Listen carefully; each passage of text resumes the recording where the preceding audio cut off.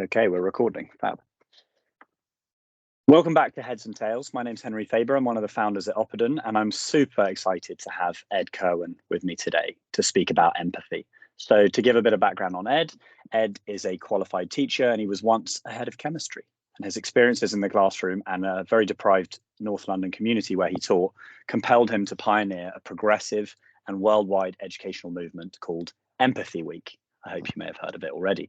Launched for the first time in 2020, Empathy Week is a film-based education resource and platform that empowers young people to take empathic action for the causes that they care about. Ed's mission is to address the problems that exist in education across the world, teachers being time poor, yet having a requirement to deliver social, moral, spiritual, and of course, cultural education. It's a super inspiring project. And Ed, I'm really grateful for you sharing some time with us. So thank you. Thanks for having me. I think I should get you to do my little elevator pitch. That's better than what I usually say. We all struggle with our own, don't we? I thought if it's all right, we'll go right back. Let's go early. Love to hear a bit about your own education. I guess how that's inferred what you're doing now. Yeah, definitely. I'm state educated till the age of 16. So I grew up in Oxford in England. Went to a pretty normal state comprehensive school till 16. It wasn't great for grades. In fact, very low grades in terms of compared to the rest of the country. And then for sixth form, interestingly, I went to a very high achieving private school, boys' school. So complete different ends of the spectrum. And I think looking back on it, it's really useful now, obviously working in education, having an understanding of both and seeing the benefits of both, but also where both could improve as well. And I think the education system as a whole. And after schooling, I went and studied biochemistry at Bath University. I then went on to teach, and I also studied a master's in leadership and education whilst I was teaching, all before the ripe old age of 25. That's fun that you've gone from the kind of chemistry background originally into something so creative and driven by film. When did the interest in film come about, and what's important about filmmaking to you? Yeah, I think like most people, maybe retrospectively looking back on your own education, you realise what type of learner you are. And I think I was definitely, why I liked sciences actually was the practical element, the visual element, the doing element of that at school. And I had some very good science teachers as well, which is I think always helps. And to be honest, the filming just came about through I left teaching at 25, having taught for 3 years. And pretty much kind of burnt out from probably doing too much too early. But got involved with things that I was passionate about myself. So homelessness was one of those, and I was just trying to figure out my next steps and doing lots of stuff. So tutoring, and then also, sometimes working at my mate's coffee shop and traveling. And one of the things I was doing was also just off my own back, was just doing a project around homelessness. I was curious, I was interested. I used to go out with grassroots organizations, and I realized that hang on, quite a well-to-do sort of bloke from who's got a quite stable family background, him talking about homelessness isn't going to cut it. Why don't I use film? Why don't I film people that give me their permission, that want to share their stories, and then therefore impact people in a positive way to change the perception on homelessness. And I was really curious about the fact that the videos out there at the time, when I was like doing stuff around grassroots, working with grassroots organizations and volunteering with them, it was always people that had kind of gone through a charity system and were saying how great the charity were, and they were on the other side. And I was very curious about, okay, what are people thinking, feeling, and doing when they're in the middle of the hardest times of their lives, where actually they don't know if they'll get off the street or not. And that's kind of what inspired me to first pick up a camera and start filming. And that's amazing. And what took that from the homelessness project through to Empathy Week? How did that initiation begin? And perhaps you can give us a bit of a sense of Empathy Week from you as well. It'd be nice to. Yeah, I won't give you the full long story of that kind of year and a half, but I simply went to lots of different organizations. One of them was a Liverpool homeless football club run by an amazing man called John Finnegan, up in Liverpool, obviously. And he's like, have you heard of the Homeless World Cup? And I was like, no, what is that? And it's the most amazing tournament that happens year on year, and basically organizations that use football as a tool to get people out of homelessness in different countries all come together, but have like national teams represent them, and they play. And I was like, do you know what, I'm going to go. I said I wanted to do some traveling. It was in Mexico that year, and I went there, had an amazing time, learned a lot. And I was speaking to an Indian man who ran the Indian team, and he said, you know, what you're doing here, if you're not here for work, you know, how you sustain yourself, why are you here, what do you do?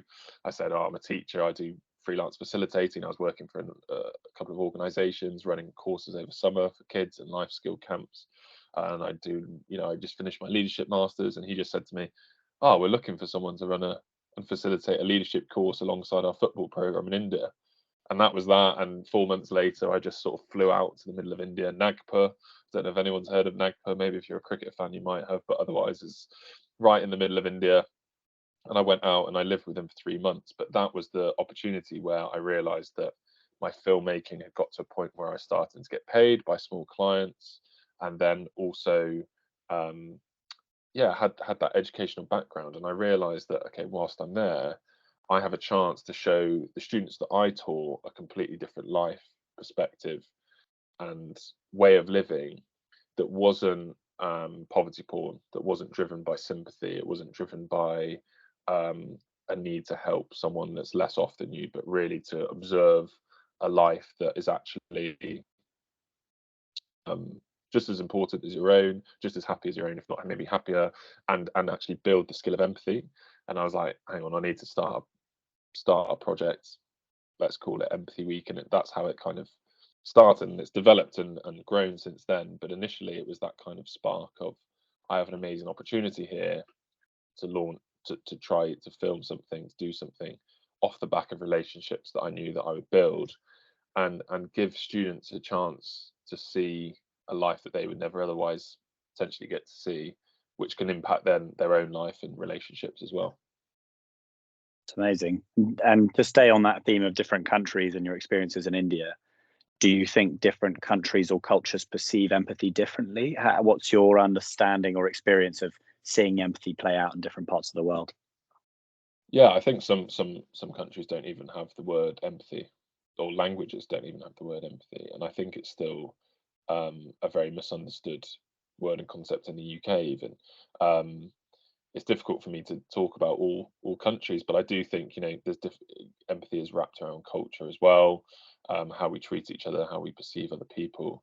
I think most people in the UK define empathy as walking in someone else's shoes, and we actively discourage that. And even people that are in the empathy space that I speak to regularly will still sometimes use that. But the difficulty I have with that, from my own personal experience, but also from like more current research, and also just thinking more deeply about what it means to understand someone else's perspective, is that, you know, those people that I was working with this organization in India, which was called Slum Soccer, you know, working with young people from slum communities, I can't walk in their shoes. I've never experienced, and never probably will experience, 48-degree heat, with a bit of tarpaulin over some wooden poles and broken buildings, and working hand to mouth every day to get enough money just to buy enough rice just to feed my family.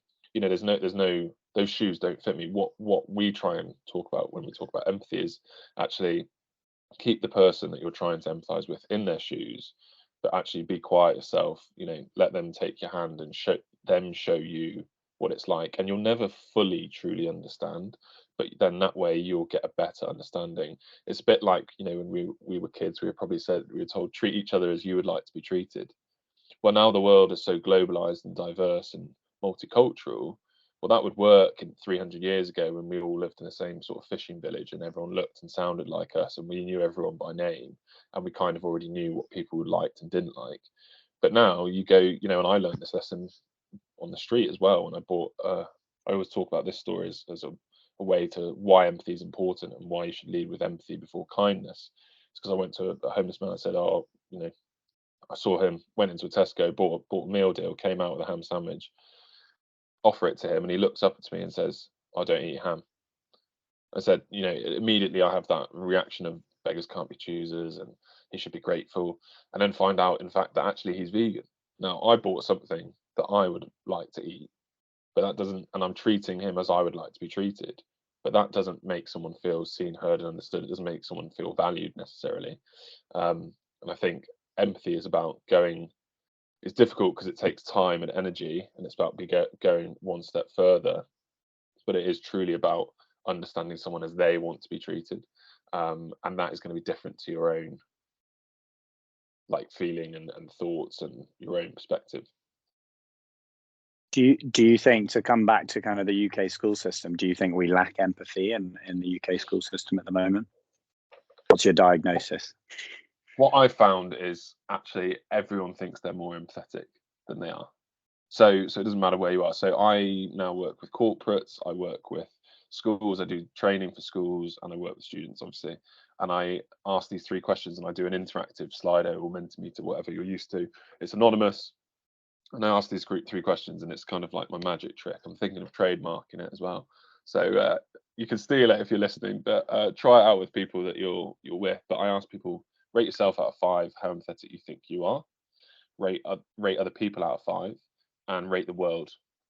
And the numbers differ slightly, but on average, it is always 4, 3, 2.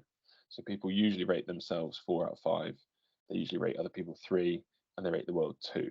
Now, the 2 for the world is usually because the news is all negative. There's the negativity bias. If you Google that, you'll see the term come up and understand that our brains are wired to cling on to more negative news, and so news outlets will use negative news because they want to be clicked and read and all that sort of thing. So that's why we think the world is terrible, when actually the world is getting a lot better in almost every single dimension possible. Maybe not global warming, but in terms of education, in terms of health, in terms of homicide rates, all of these things, everything's getting better in the world. And we always think that we are more understanding than other people, and that's a huge issue. And it's also a really interesting thing to do in a group or an organization, because I change the wording. So I say, how empathetic are you at work, and how empathetic are other people to you at work? And then you have everyone sat in the same room, and you realize that actually those numbers mean that you're saying to everyone else in the room that everyone in this room thinks they're more empathetic than everyone else. And that's a really interesting thing. People usually laugh and smile because they have this realization that, like, oh yeah, actually this is why it's important, and this is why it needs to be worked on. And I think, coming back to your question, in the UK education system, I think we're now seeing, I'm planning a CPD training for a school in Slough, and looking at census data from the government, and in the past sort of 10 years, from 2011 to 2021, the population of Slough has increased by the population increase has increased by 16.7%. There's more ethnic diversity than there was before as well. And it's like giving people this information, actually making them understand that there is difference and culture, and we're becoming more globalized, and seeing that as a good thing, but also understanding that that means that there needs to be more effort to try and understand where people are coming from, what they do at home, their views, their opinions, all sorts of things. And it's vital that we actually keep developing empathy, whether we think we've got it or not, because we think we have more empathy than we do. So yeah, it's vital. I think the education system needs a bit of a revamp, which I think most people agree with, but it's not necessarily have to be as quick as possible. I think it needs to have time, and empathy takes time, and that's the difficult thing about it. Do you think in some ways Empathy Week and initiatives like it are almost an antidote for some of the polarizing politics that's out there at the moment in the world? It feels like the other end of the spectrum from some of that stuff we see and read about. Yeah, I'd like to think so. I mean, we've done some pilot research with Cambridge, which has shown like that the increase in curiosity of young people has increased to find out about other people's lives from other countries, which is obviously so important. That self-esteem has increased. This is the thing: empathy, developing a skill of empathy, isn't just about helping other people.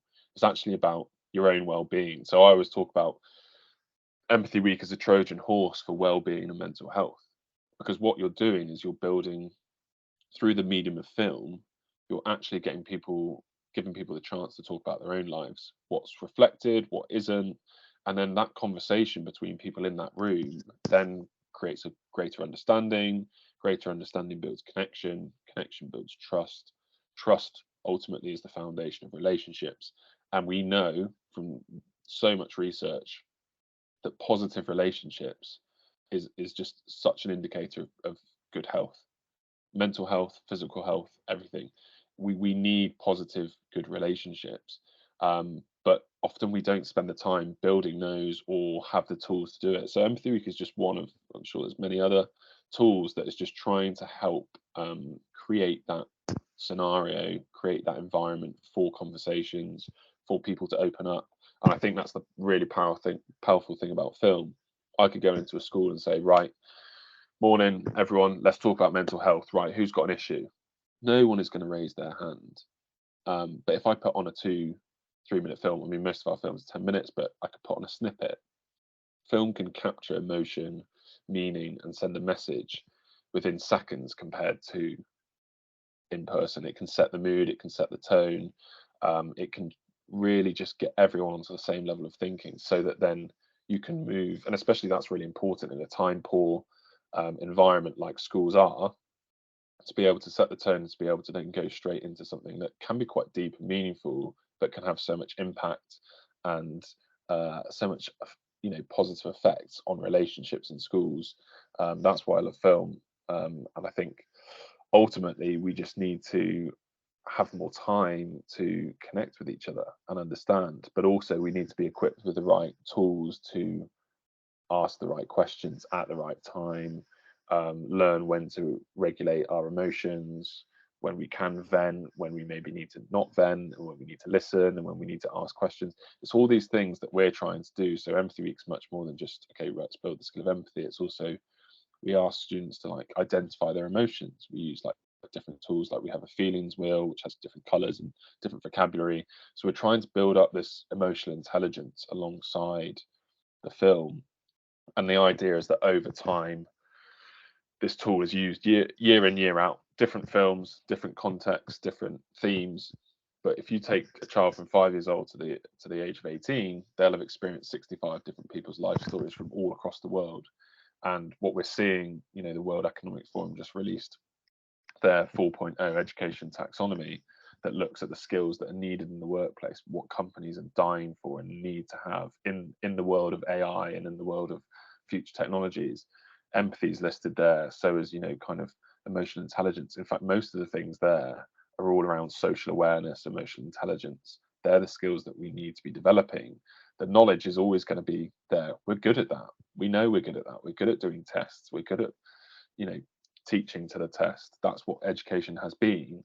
We now need to start developing these tools to actually help us become more integrated in society, that build positive relationships and that allow cross not curriculum, cross sort of cultural understanding, learning, and knowing how to sort of operate in a world that is more globalized than ever. So much that you said there strikes me as where there are parallels between what Oppoden does and what you're interested in Empathy Week. And it kind of brings me back to a topic I wanted to bring up at the beginning around mentorship, both mentorship that you've experienced, but also your perspective on mentorship, because I'm sure it runs thick through everything you're doing. It's about good mentorship and role modeling in many ways.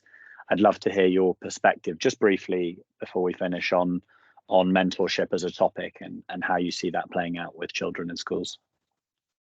I think it's vital. I think, again, role modeling is probably the number one way we learn. It's how babies learn. It's how we've always learned. It's the first sort of thing the first tool we use to learn is role modeling. And it's interesting that we sometimes forget that. And I think we sometimes forget that students are looking, or adults are looking at us and our behavior, and that either gives them the green or red light in a way that they can behave and they can work. And bringing it back to sort of mentorship, I mean, I think mentorship is vital. And I think sometimes people think it is just one-on-one, sat with one person. But for me, mentorship and it being powerful is having different people in my life that come from different backgrounds, different perspectives, have diverse and often opposing viewpoints on maybe certain things as well.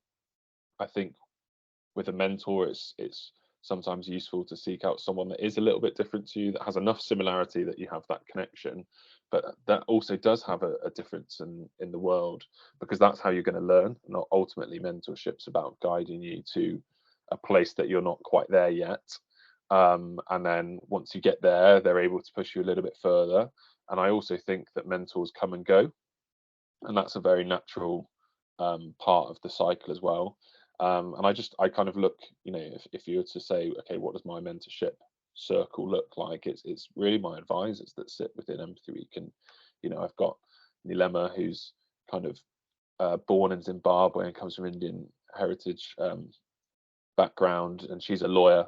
And then I've got Miriam, who's French and very corporate and comes in from the sales point of view, and again, it's kind of a bit harder. And then we've got Sean, who's like creative and is involved in startups and brands, and Andy, who's very sort of social enterprise, and then Sarah, who used to be an ex-teacher, and like all these people around me from different backgrounds and different thought processes, and I get something different from each of them. And I think what's also important with mentorship is that when I first was starting to get mentors or asking people to help me, I would feel often guilty about that process. I would feel I'm taking up someone's time.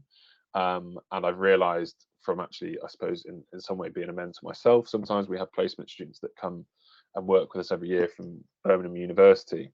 I've learned that I get out so much from that process as well, and that mentors get out, and that kind of is also a really vital part of that, is that it's about learning together, learning new things, but about kind of, I guess, moving forward in life and doing it and not being afraid to sort of make mistakes. I think mentorship is really that kind of relationship. Again, it comes back to empathy in relationships, but it's a way to help move forward in whatever you're trying to do, and it's so vital. And I think everyone has mentors that they probably just can't even identify them, or they just don't currently identify them as mentors, but they are. Lots of great insights there. We'll unpick that another time. When we're out of time, but I wanted to just reflect once more on Empathy Week and what's next for you. Give us a sense of what you're really hoping to achieve the rest of this year or the years to come. What would you like to see play out for you? Yeah, we're in an interesting part where we're kind of reshaping the business a little bit, but ultimately still doing the same thing.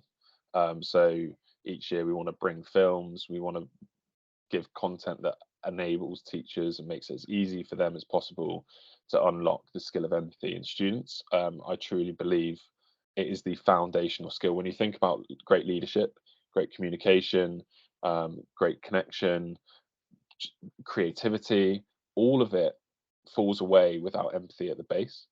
And so it's a skill that we actively need to teach, and we can teach it, and that's been proven.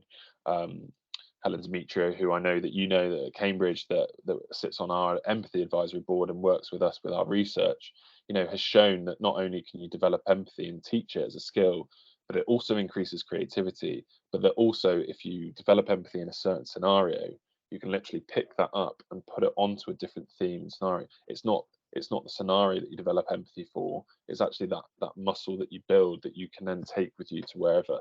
So empathy. That's what I'm like obsessed with. Empathy, education, and film. So it's about bringing more opportunities, and I think that's one of the things I really want to do. If there's anyone that works in a business that wants to help open their doors to school children, we've just done something with Snapchat last week where we took 20 students into their offices, and the first thing the kids were like, "Oh my gosh, the toilets, they're amazing," talking all about the toilets.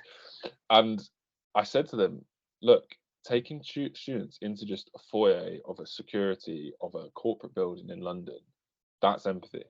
It's broadening their perspective. They now understand that it's not just a yellow square on their social media. And I know we could talk all about whether that's right or wrong, or I get lots of talk about partners with Snapchat, but my opinion is, like, we have to show them how you can use it for good. What do these people look like?